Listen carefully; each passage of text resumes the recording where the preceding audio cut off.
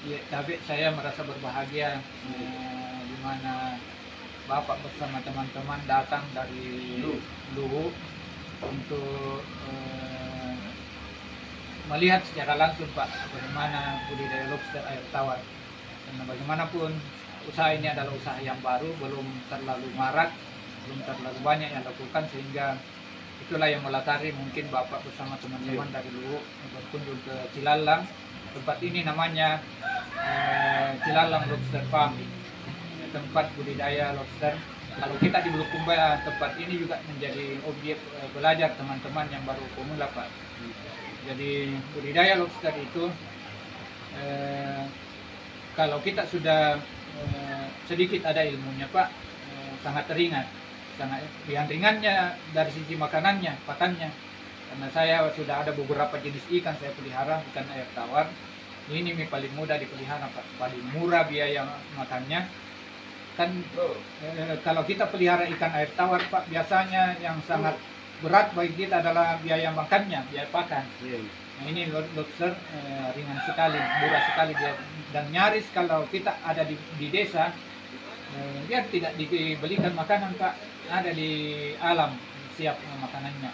Tumbuhan ada dari hewani, misalnya cacingan, cacing-cacing, keong-keong sawah dan sebagainya, itu makan semua Pak. Iya. Jadi memelihara lobster ini Pak, itu cuma dia jangka waktu pemeliharaannya agak sedikit lebih lama dibanding ikan lain. Nah ini bergerak antara 1 sampai 7 bulan dia akan bermain inci Pak. 1 bulan itu dia tumbuh 1 inci. Jadi dia masuk 2 bulan sudah 2 inci. Masuk 3 bulan sudah 3 inci, masuk 4 bulan, begitu seterusnya sampai usia 7 bulan Pak.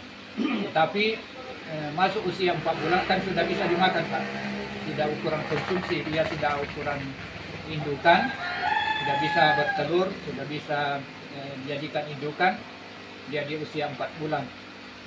Jadi itu salah satu keuntungannya kami pelihara lobster, karena biaya untuk makannya ini, sumber protein ataukah kebutuhannya ini pertumbuhan lobster itu sangat murah Pak. Iya. Terus terakhir barangkali pengalaman kita selama 2 tahun ini memelihara ini, bagaimana prospek pemasarannya menurut? Kalau pemasarannya ini barang Pak, ini kan bahan pangan, bahan pangan, kebutuhan hari-hari. Walaupun sangat dipahami bahwa lobster ini belum banyak masuk di rumah makan, belum banyak masuk di restoran, tetapi kenapa tidak banyak masuk? Karena kan restoran tidak tahu di mana dia mau dapatkan. Kalau kami di Bulukumba sudah ada, kan ada di Bira adalah objek wisata. Di sana ada rumah makan yang siap memasarkan, yang siap menampung lobster. Ada juga di kota. Kalau khusus di Bulukumba. Tapi kalau di Makassar ada Bamboden.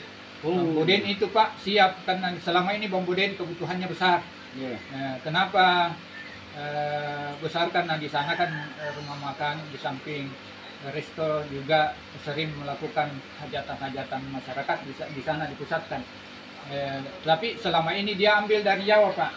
Jadi ada di Makassar tetapi belum besar-besaran. Sementara kebutuhan Bamboden, kami dapat informasi bahwa per minggu itu 500 kilo minimal per minggu. Jadi ini harus disambut, ini peluang harus disambut, harus dijemput supaya Bamboden salah satu bukan satu-satunya, tetapi salah satu restoran di Makassar yang besar itu Bamboden butuh suplai dari petani lobster. Jadi itu mungkin Pak, ada juga di Bulukumba, untuk lokalan Bulukumba ada restoran Pandita namanya.